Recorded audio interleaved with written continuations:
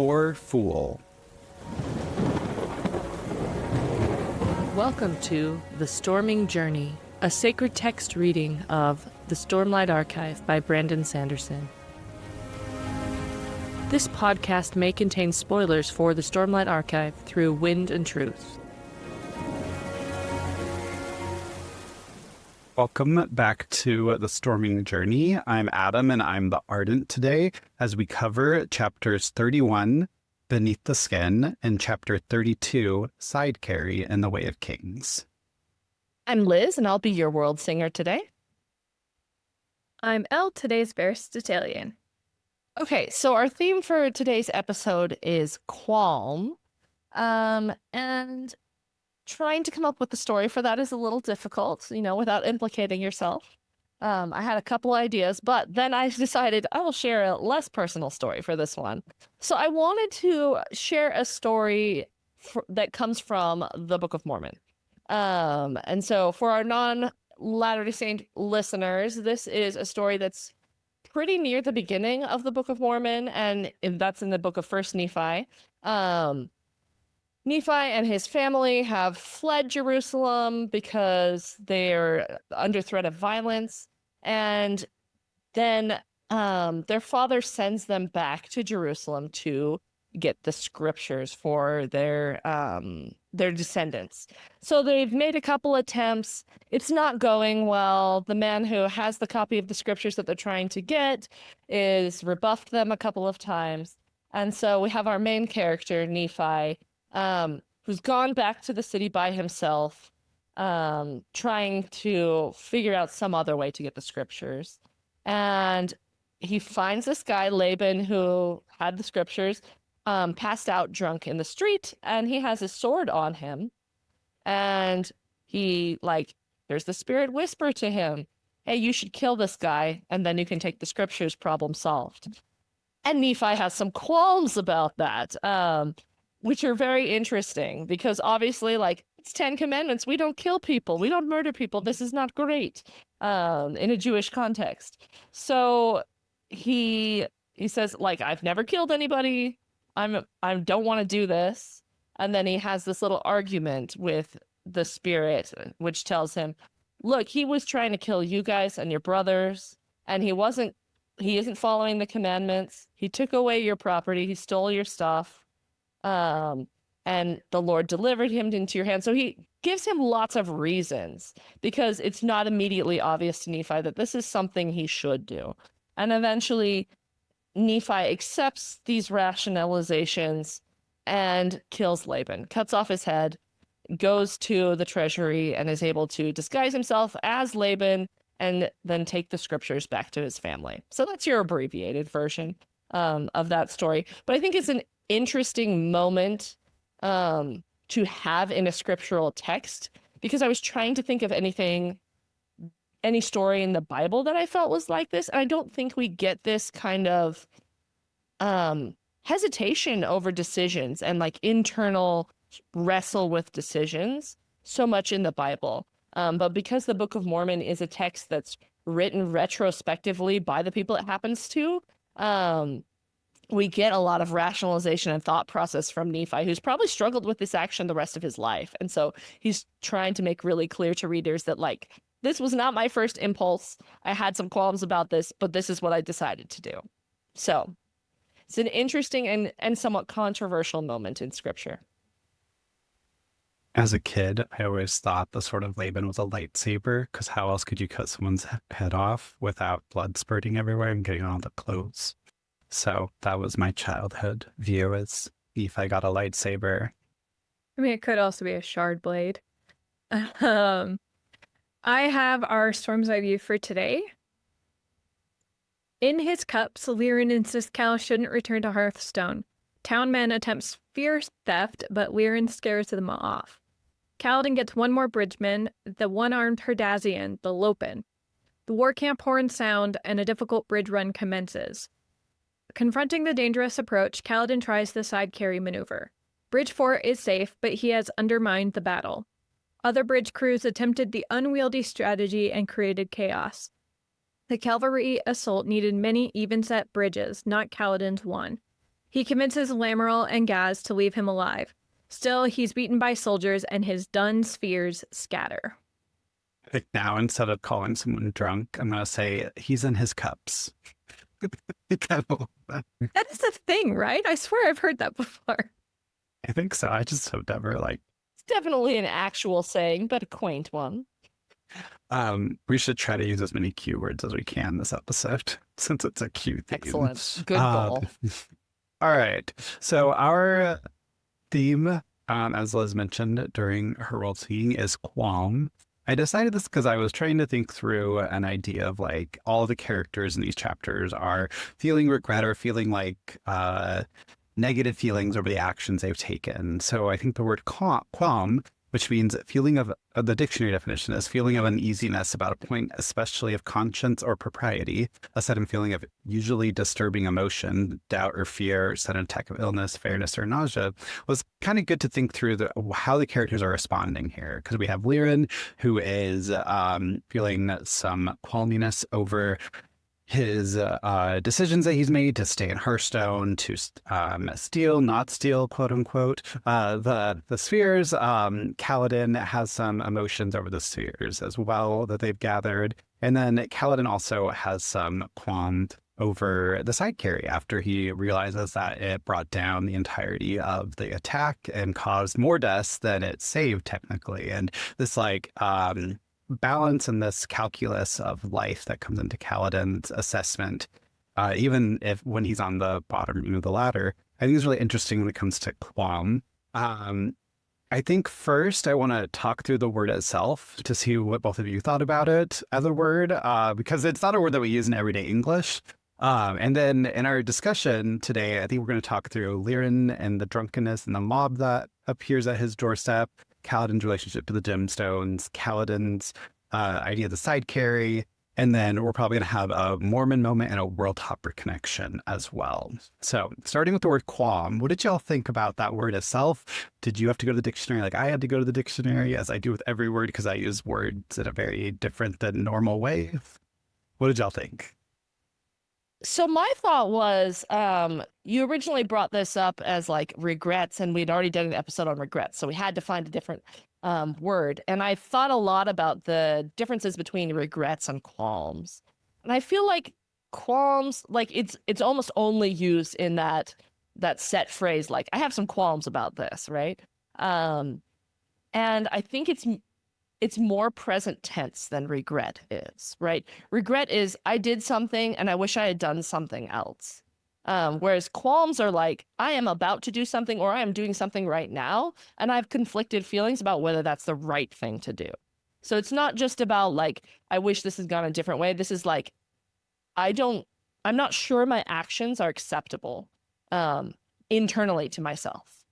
And so that's kind of the differentiation I was drawing here. So I felt like there are some instances in the chapter where people feel regret, and there are other instances where there's clearly like, right now, you know what you're doing is wrong and you're still doing it. Yeah, I think Kaladin instantly regrets the side carry. He has some qualms about doing it. Like, there is a chance of if one of them gets hit, then everyone's going to go down. Because of how they're bunched up. So he has some initial qualms, but it's not really about like how it affects other people, but like right afterwards he regrets it. And I think that's a good like differentiation between like what a qualm is versus a regret. And like it's much more immediate and much more it's not in response to the consequences of your actions, it's the actions themselves. Like we talked about in regret, like you can regret your actions, you can regret the consequences of your actions. But like with qualm, it's like you are uneasy about the actions you are taking or the circumstance that you are in. So it's like that moment and Mormonism or that moment. I would say like general Christianity also has this like connection to like when you feel that unease, where it's like God's telling you not to do something, not to go in a certain direction, right?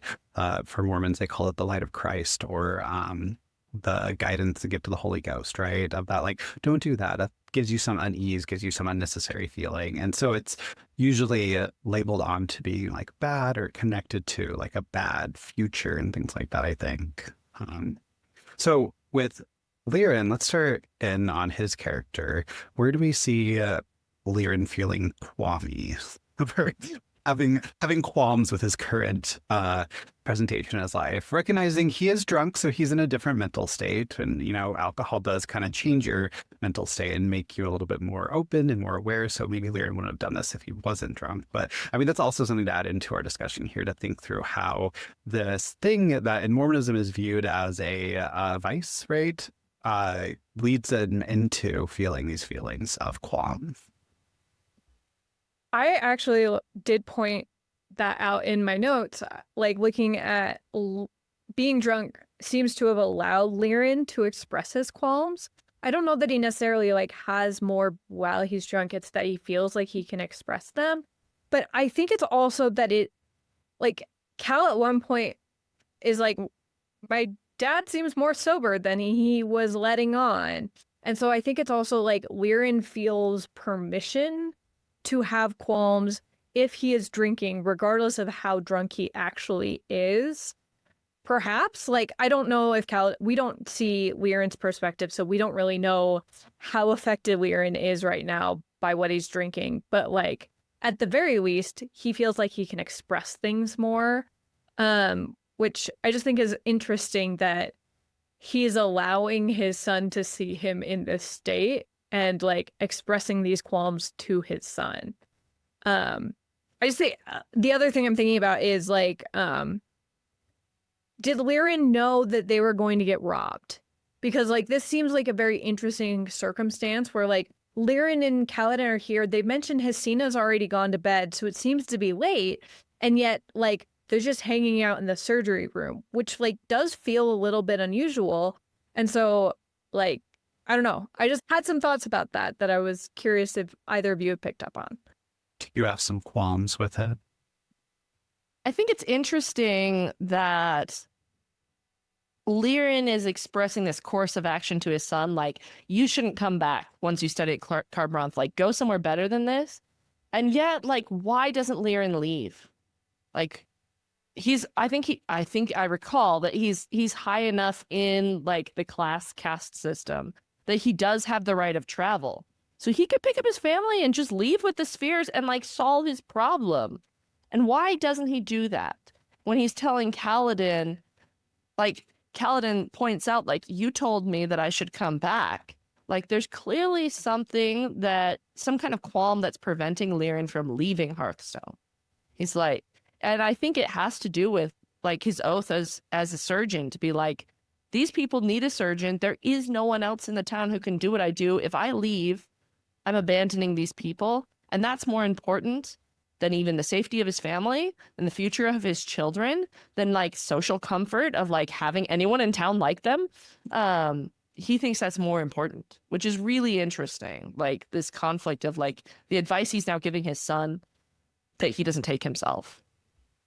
Yeah, I think that adds like a layer of duty to a feeling of qualm, right? Like when you are uncomfortable doing certain things,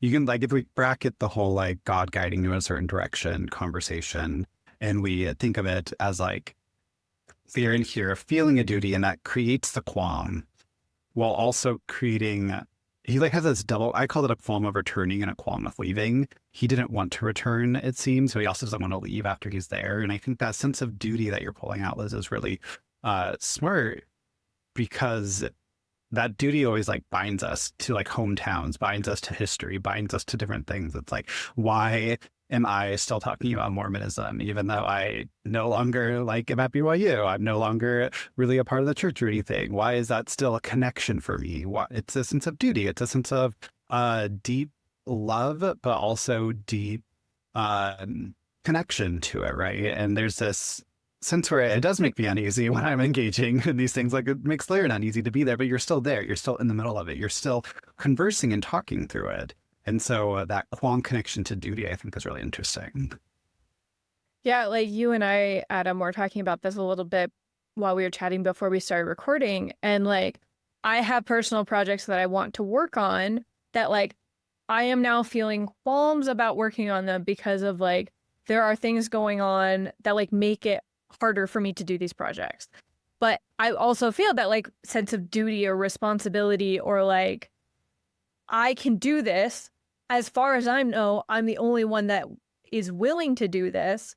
So my qualm is like this balance between what do like the hard things I'm going to have to deal with to get the project done versus my desire to do the project. And like that feels rooted in duty or responsibility as well. Well, there's also around that, like, I'm not going to pull too much of our conversation in here, but like an uneasiness with the community, right? An uneasiness with acceptance in that community, which I think we can map that a little bit onto Liren as well, feeling that, because he's very ostracized by this community. He's very on the edge, right? Like even Hasina can't really get a lot of good jobs to earn the money coming in other than the donations, because of how ostracized they are, because of their level and class in society, because of their relationship to that community. Like we don't get too much of Liren's backstory when it comes to him being, I assume, raised in Hearthstone and connected to it in some way, right? We don't even get the grandparents, which I think would be really an interesting scene to get. Kaladin's grandparents. But there is a sense of like he's uneasy in this moment with this community, right? Right at the beginning of the chapter, he says, "Don't get sucked back to this tiny, backward, foolish town." He has some uneasiness with the town itself, even though he stays. And then in another chapter, he talks about that desire to stay, as we mentioned earlier in the episode, right? Of like, he is the only surgeon for a wide range around, right? He's in the middle of nowhere. He's in a place where they probably wouldn't get a surgeon at all. They'd have probably a herbal mystic type woman or something, right? Like I don't know what they have in the backwoods there, but this sense of duty and community creating our qualms, I think, is really fascinating, especially when thinking through that relation to the mop scene at the very end of this this flashback, right? When a mob of the fellow townspeople comes up to Liren's house and tries to take the gems, or their gemstones, right? What do we call them in this world? Gemstones? Spheres. That's the word. Yeah. I'm reading too many books at once. But to come get the spheres. So let's move a little bit into talking about the mob part. What qualms do we take from the mob? What ideas about qualm does that form when it comes to his relationship to that mob and his discussion with it? And this is just right at the end of the chapter, right? Not a lot of paragraphs to it. One thing that reading through this lens of qualms I saw in this chapter is, before the mob even gets here, is Liren's pointing out that sometimes people don't have qualms about their actions because they've been given permission by leadership. And he has this discussion about who Roshone is as a leader, and that he has no qualms, he has no mercy. He's not someone, he says, Roshone is not the kind to spare a man once he's beaten. So he has no internal voice saying this is wrong. He just does what he feels. And I think that fits with what we've learned about Roshone in further books, that he doesn't seem to have a lot of an internal compass telling him what he, like questioning any of his actions.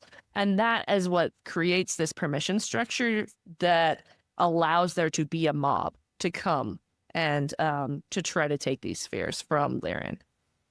It's also interesting to note the growth of the relationship between Roshone first showing up to this moment then, when he does show up, there is an uneasiness around his being there. There's an unease in that crowd, right? When Liren speaks up and says like, Roshone, talk to us. And Roshone's like, I hate you all. You're all little backwards country people. And you can kind of like, I didn't go back to the chapter itself, but I feel like there was probably some sense of unease there. And there's at least some unease between Hasina and Liren in that moment, right? When they talk about throwing the butcher. That connection to the mob then makes it a reaction to qualm and a reaction to uneasiness, a reaction to try to make yourself feel more easy, right? To make it non-qualmy in some way. Well, I think it's also just that, like, how affected we are by the people we choose as leaders, because we see earlier when, people are taking things out on Liren because surgeries don't go well or whatever, that people have qualms and like second thoughts about the way they're treating Liren and if it's really his fault. But when they're given a leader to follow who has complete confidence in the way he's acting, it gives them permission to also shut down any qualms they have about the way they're treating Liren. And it takes Liren being kind of a leader and challenging them to remind them, yeah, you did have like some hesitation about what you're doing here.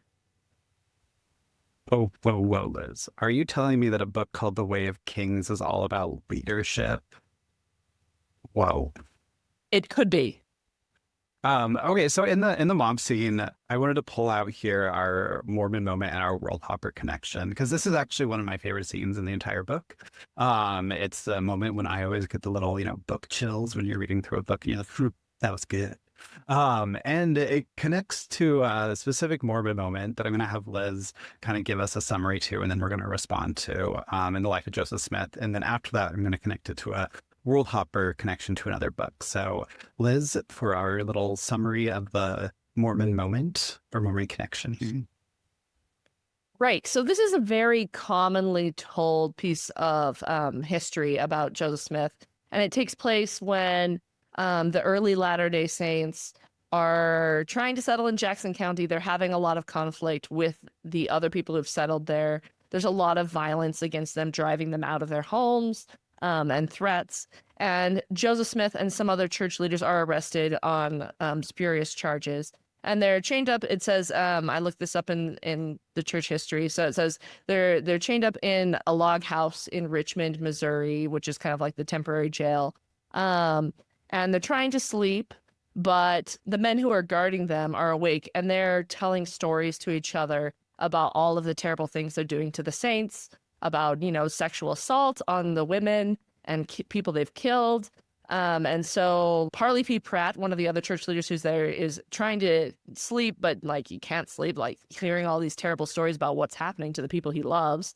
And then the folklore goes, this is quoting from the church account in Saints, and it says, "Suddenly he heard chains clank beside him as Joseph rose to his feet. 'Silence, ye fiends of the infernal pit,' the prophet thundered. 'In the name of Jesus Christ, I rebuke you and command you to be still. I will not live another minute and hear such language.'" And then, the guards have some qualms about what they've been doing, even though he's in chains. And he says, "Cease such talk, or you or I die this instant," which is like, pretty gutsy to threaten people when you're the one in chains. But the folklore is the guards settled down and stopped sharing these stories and, were cowed by this experience.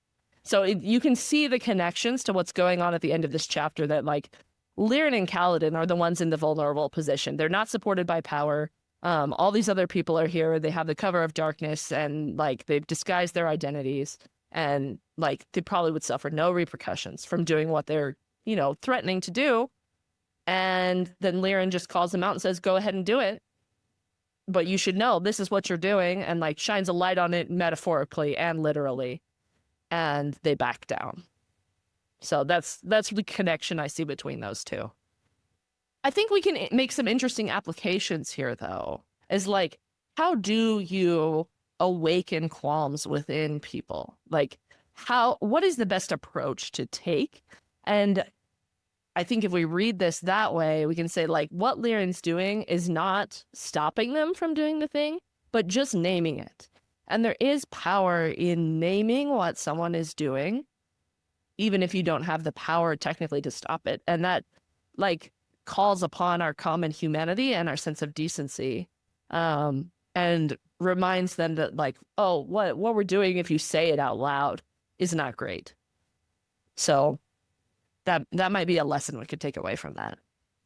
I also do something about community in relation to the two stories, which I think connects as well to the World Hopper connection, right? Joseph Smith doesn't really share community with those guards. Like they're not Mormon, he's Mormon. They've taken him under their authority. So there's a different power hierarchy differential in that story compared to here where, right, just like Liren's final words here, "You threaten violence against me, come, hit me, rob me, do it knowing I've lived among you almost my entire life. Do it knowing that I've healed your children, come in, bleed one of your own. And he uses that sense of connection and that sense of community as a way to stop them from doing what they're doing, to make them feel uneasy, to fade into the night without a word after that, right? They don't even have like a word to respond. And he pulls on not only like the truth of what is happening, right? Like, if you want them, come and get them type of thing at the beginning, he pulls on that like connection he has to them. Whereas in Joseph Smith's story, it's a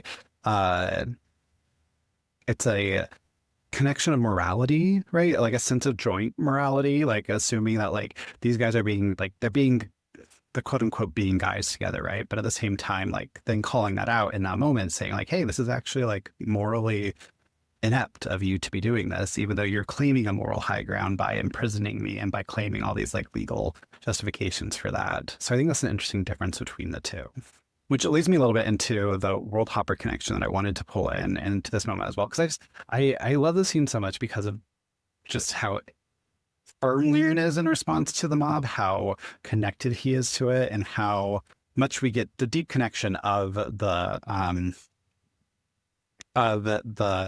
Goblet of Spheres, because it's like this thing that is a negative because he did like manipulate it in order to gain them, while also using it to stop these people from being, you know, negative people in their lives. And the World Hopper connection I wanted to make was to Harper Lee's To Kill a Mockingbird, where there's a scene when Atticus, the main lawyer character, the father in the book, is sitting outside the jail cell, and a mob comes up wanting to mete out their own justice, right? And Atticus's character is one that is so tied and connected to the courtroom as the place of justice and as the great equalizer that he is able to stop them from entering into the jail cell and stop the mob. And later on in the book, Atticus's son, Jim, Scout's older brother, and Scout's the main female character in the book, the son like asks him like how they could do the things, and he says a mob's always made up of people no matter what.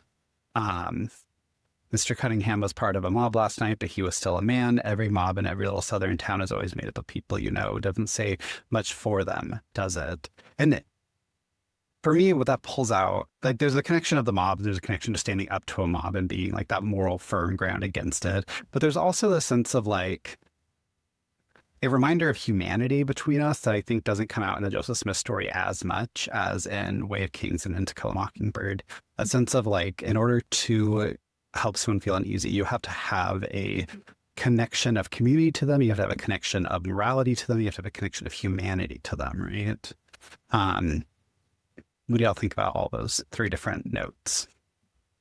I think that's really interesting because in our current political moment, that's also something that's really important, like, and it goes against like the current state of political rhetoric in this country where like both sides tend to demonize and dehumanize the people that they're arguing against. But in order to actually affect change, what we have to do is acknowledge the humanity in each other.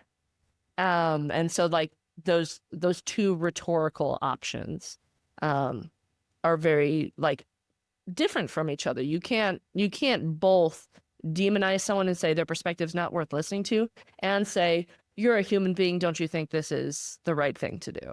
And so it's interesting which one people choose in different situations. I think the To Kill a Mockingbird story feels a lot more like, in comparison with the Joseph Smith story, feels a lot more relevant or like similar. I think because of that community tie, like, I think it's super valuable to have that, like the explanation of community is what gives people some qualms, because not only like what we were talking about with like my specific qualms that I was having that we mentioned earlier, but also the next chapter that we pulled into this one, the qualms that Kaladin has are about his immediate community before he starts the side carry. It's about the community he has built because he doesn't feel like he's in a community of the larger bridgemen. He doesn't feel like he's in a community of Sadeas's troops, let alone the entire Alethi army out there. And it's an interesting connection of community reminds us of our duties and responsibilities within that community or to those other people. Qualms are like end up being more anxieties. But if like we're feeling uneasy and it's because of a community or duty or responsibility thing, then maybe that's something worth listening to. Are you actually doing something to support your community, or is it something that's going to disrupt that community? And I think we can kind of see that clearly in the scene where Kaladin picks Lopen, right? He goes through all the reasons that he shouldn't pick Lopen, which are all very like objectifying of Lopen. Like, he'd make a terrible bridgeman. He might be able to run with it on his shoulders, but he can't maneuver it because he doesn't have 2 arms. He's a little flabby, and anyone would be in their right mind to say, let's get rid of him. Let's put him in the front and get rid of him as soon as possible. And then, of course, Kaladin's psyche says Tien. Because it's reminding him that, like, he has a responsibility to protect every human being, and every human being is equally valuable. Everyone is a Tien to Kaladin, right? And so that changes his mind from this utilitarian, like, he will be a liability for our bridge crew, to, no, he's a human being and I pick him. And I don't care what the liability is. So he has this qualm about this instrumental level of thinking that he almost falls into. Yeah, I feel like we're like pulling out qualm as being both like defensive and offensive is what I wrote down while Elle was talking. The sense of like qualm can be used in a combative sense, right? You're pulling qualms out of people, and qualms can be used as a sense of guiding you in a certain direction. And I like this level of community on it because I think what these chapters point us toward is that it's not just going to happen. You have to like step up, and either like the qualm needs to guide you to step up, or you need to pull the qualm out of other people when you see your community doing negative things or you see your community doing bad things, right? So Liren steps up to the mob because he sees them doing a bad thing. He has to stand firm in relation to them, and kind of point out some of the things that make them uneasy, but are also making him uneasy at the same time. And it's like this communal process. It's not just something that like exists, right, in order to improve our little societies, our communities, whatever's around us, right, the group that we're in. One thing though that I think for me kind of like, I don't want to say, it doesn't upend that type of reading, but I think like it complicates it, right? It makes them a little bit more complex, is right? After the side carry, when Kaladin recognizes and sees all the bridges going down, he has this one little brief moment where he says, we should go help, Kaladin realized, get those other bridges across. And for me, this moment stuck out so much because I was thinking it through. I'm like, Kaladin is, he's enslaved to this army. He's seeing the negative effect that his attempt to survive did, but he still wants to go help all of them. Like we should go help, get those other bridges across. And it's this interesting moment that I think shows that complexity of Kaladin's relationship to needing to protect, to seeing everyone as Tien, to having almost an uneasiness and a need to continually watch over everyone else without watching over himself type of thing, which I think is what the Windrunner ideals help him work throughout the book. But it was a moment where I was like, that's interesting that he like wants to do that. And then of course it like stops him from doing that. It's too late. The bridges are all down, yada, yada. But he has this like desire to go help the people, to go help the army that itself has enslaved him to just being fodder for the arrows. And I just thought that was such a interesting move, like an interesting twinge in Kaladin. All right, are there any other places that we want to go with the idea of qualm in the chapter? I do want to note the moment at the end, like after the moment we've just talked about where, Kaladin realizes and has some regrets about not noticing that his strategy was going to destroy the army's strategy. But this moment at the end where he's like, in imminent danger of his life, and and has to try to convince Gaz and Lamoral to leave him alive. And I guess my question is what he's doing like awakening qualms in them? Can we count that as like him trying to make like awaken their inner morality, if we've talked about it kind of in that way? When like mostly what Kaladin calls on is their self-preservation. It's like, I am useful to you. And it is like I see again this opposition between like strategic and utilitarian thinking versus the like inner moral compass. Kind of the same thing we saw with the moment with choosing the Lopen, right? Like utilitarian wise, I should get rid of the Lopen, but like there's something inside me that says that's wrong.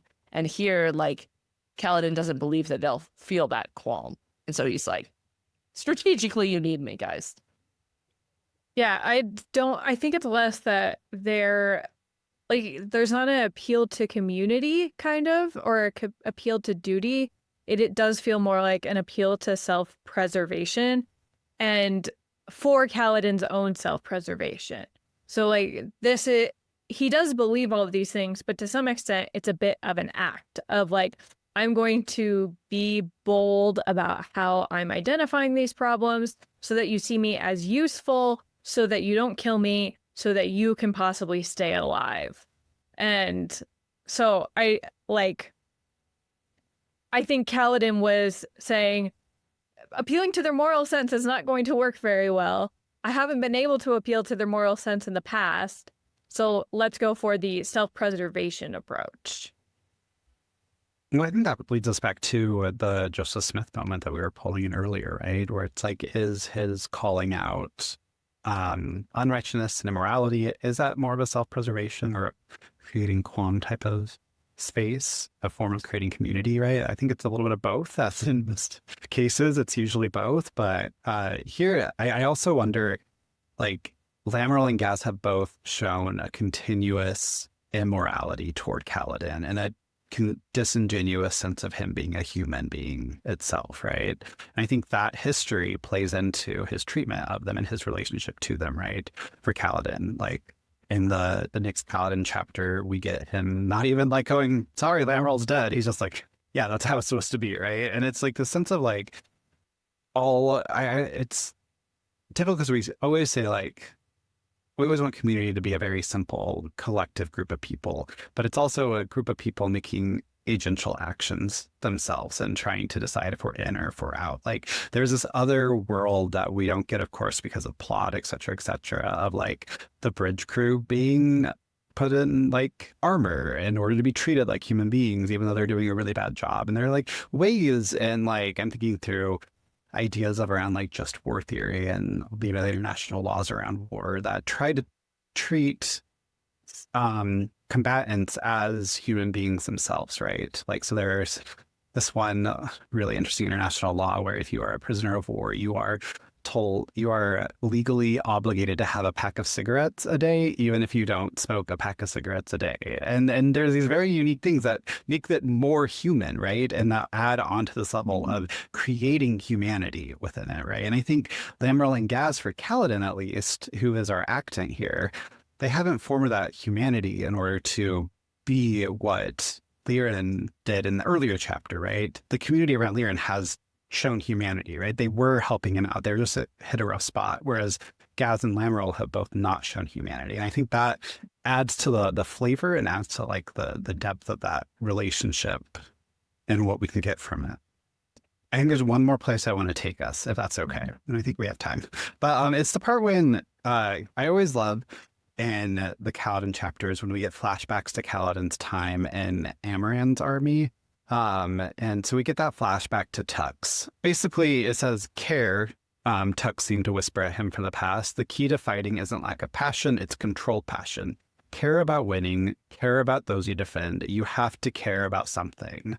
Which, of course, is what's being activated when he thinks about Tien, thinks about all these layers. But I'm curious if we see a connection between qualm and care.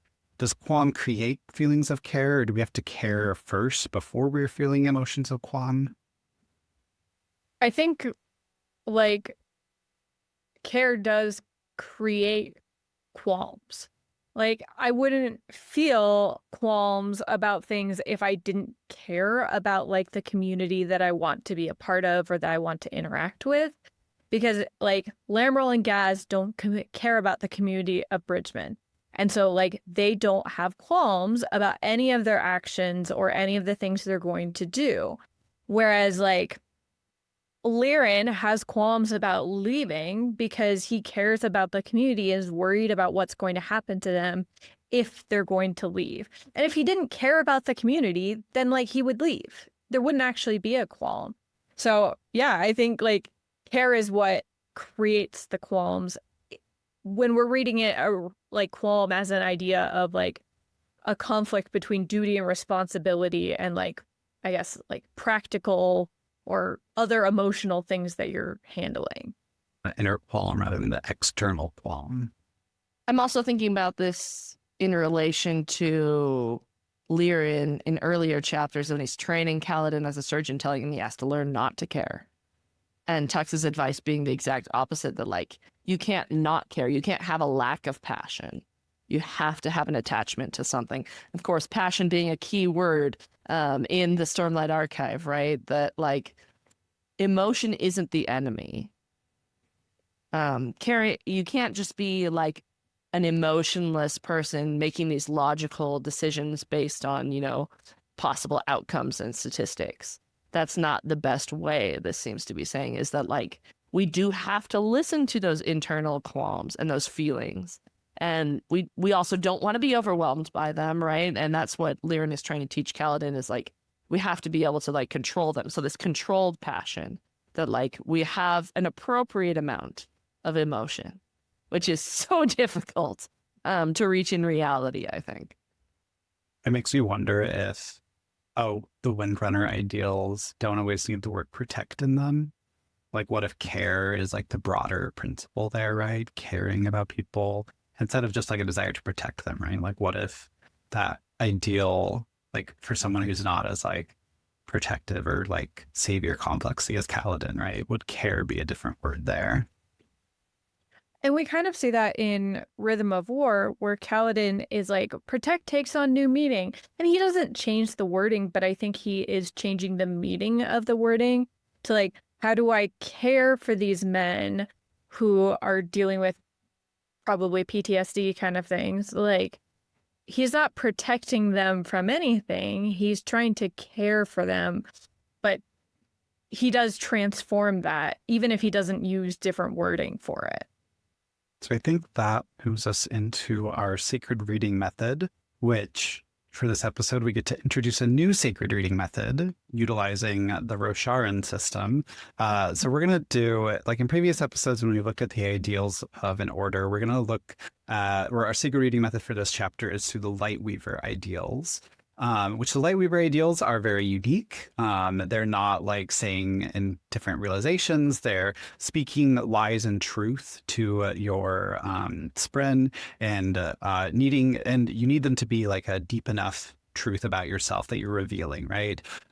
Since the Lightweavers are all about like concealing things through their magic, it's about revealing and inner truths and things like that. So with the Lightweaver ideal sacred reading method, I think two questions are kind of interconnected into this reading method. The first is, where in the chapter are we seeing truths or lies being spoken?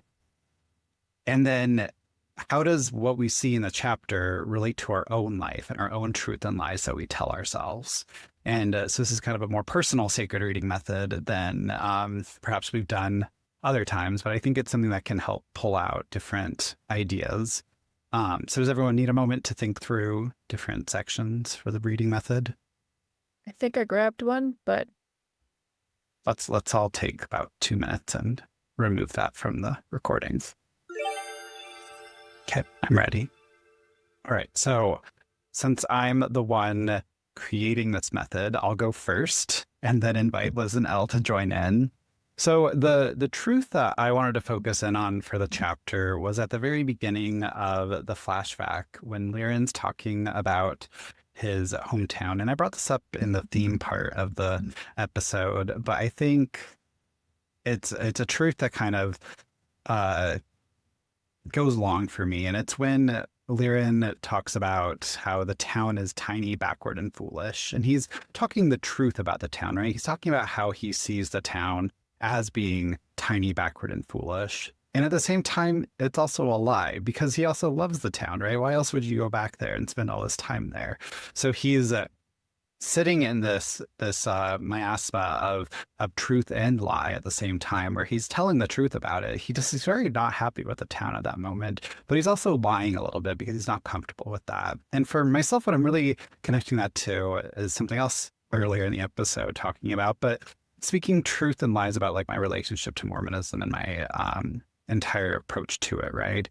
Being able to speak the truth of like the harm that it did growing up and being queer in the church, while also speaking the truth of how great it was and how good it was, and having to balance those is something that for me I find difficult because we live in a world where people just want to hear the bad things about religion. People just want to hear the negative things that you went through and how great you are for making it through, and how now you're like this like big time atheist who's rejected all church and religion. When it's like, that's not entirely true. There's a complexity to it. There's a complication to it. So I think for me in reading Lyran's complexity with his hometown, it helps me kind of think through my complexity with my home religion per se. So mine is also just after that with Lyran. Kind of thinking about this interplay between Cal and Lyran, with Cal trying to offer possible solutions to the problem and Lyran rejecting that and saying there is no solution. There's nothing we can do. So Cal suggests they could spend the spheres, and Lyran says those are for your education. He's unwilling to consider it. And then again, the next page we have Kaladin saying, shouldn't Lyran fight back somehow? Do something other than sit and wait. And then he says he didn't say it because he knows what Lyran's going to say, which is, let me worry about it. Get back to your studies. And like, this is a lie I often tell myself, is I have difficulty like reframing a situation sometimes. And I'll see like, there are only two options and I hate both of them. And so I'll just be like upset about the situation. And like, there's no way to deal with it and everything is terrible. And then often my husband will be like, well, what about door number 3? And I'm like, door number 3 is not supposed to exist. You're not accepting my framing. I don't like that. But it's been a really healthy journey for me to realize that there is always a door number 3 and there's always like a way to reframe a situation and try something different than I tried before. And so that's the like truth and lie that I'm seeing here, that Lyran is very stuck. Like, this is a very bad situation, but it is a lie to frame it as there's nothing I can do. So I'm just going to sit here and feel bad about myself instead of trying to think about different approaches I could take. I was looking at the moment when Kaladin is like watching the failure of the bridge run and reckoning with himself that like he was only considering his small crew and not like the entire battle. And like in that moment, he's admitting to himself the truth of, I cost us this battle, which is like a major thing to be doing. And like, that's kind of a scary thing to admit, that like you changed the course of this entire battle. But also like, he's kind of recognizing that like, he feels like he has been lying to himself about being a soldier, because like that has been like who his personality is. It's been his role. He's seen himself as a soldier, but like as a soldier, he did not recognize like the larger goal. He was only focusing on the short-term goal. And I think there's some like grace to give Kaladin here with like, he's literally enslaved and determined to survive, that like kind of makes seeing those broader pictures a lot more difficult and I think less necessary. And so like the way that I like have thought about that in comparison with my life is I feel like I have been in the short-term survival mode for the like at minimum the last like 2 years. It's felt like a little bit longer, but like because of how stuff has happened, it's just been like I've been in survival like do the bare minimum to get things going and not looking at like the bigger picture of how things are affected by my decisions or by the things I need to do. And like, yes, I think that's fine in certain circumstances, but like, I do want to have a broader view of what I'm doing, how that affects my family, how that affects like my career or my community, and trying to be honest of, am I only considering myself? Is this an okay time to be only considering myself? Or is this something where I need to think about how it impacts a broader group of people? We will look stormward to see if our words have been accepted.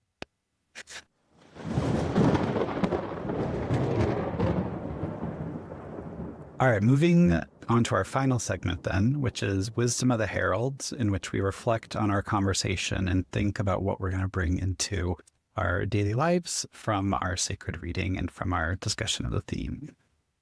I think I want to think about the qualms I'm having and like why I'm having those qualms. This idea of relating to community duties and responsibilities, like identifying that, I think will help me identify like what is exactly like my problem, like the problem spot with whatever I'm dealing with, to like maybe better address those issues.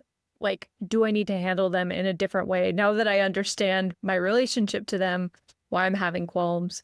So I think what I want to take forward is just a better way of understanding how my qualms are existing in my life.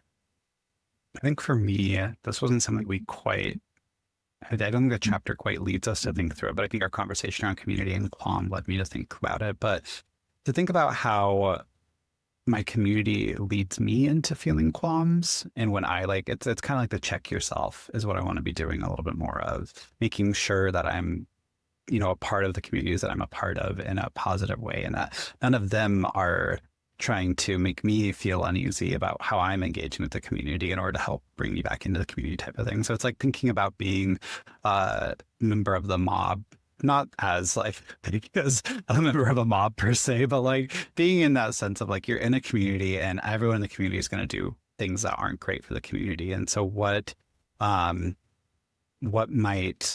doing make someone else feel uneasy, while also how am I myself feeling uneasy based on the community morals that we've set in this community, and thinking more and trying to activate that more in order to self-correct in many different ways is something I'm going to be thinking about. And I want to think about qualms more in my role as an instructor of persuasive writing. One of the modes that I teach in my persuasive writing class is the delayed thesis, and the idea that you want to like make the audience feel like you're on their side and you get them, and never like arouse any kind of like anxiety in them. And this conversation has made me think, well, maybe there are some like purposeful moments in a persuasive space that like actually I probably do want to make my audience at some point feel uneasy about what they're doing, instead of just being very gentle about it. And so what is the difference between the moments that we want to be gentle with someone and make them feel comfortable versus moments like Lyran where we want to call someone out, and how do we use those two in a rhetorically intelligent way? Thank you for joining us today on The Storming Journey. You can support our work on this podcast by subscribing to our Patreon, leaving a review, or sharing the podcast with a friend. We hope you'll join us next week, and in the meantime, remember, journey before destination.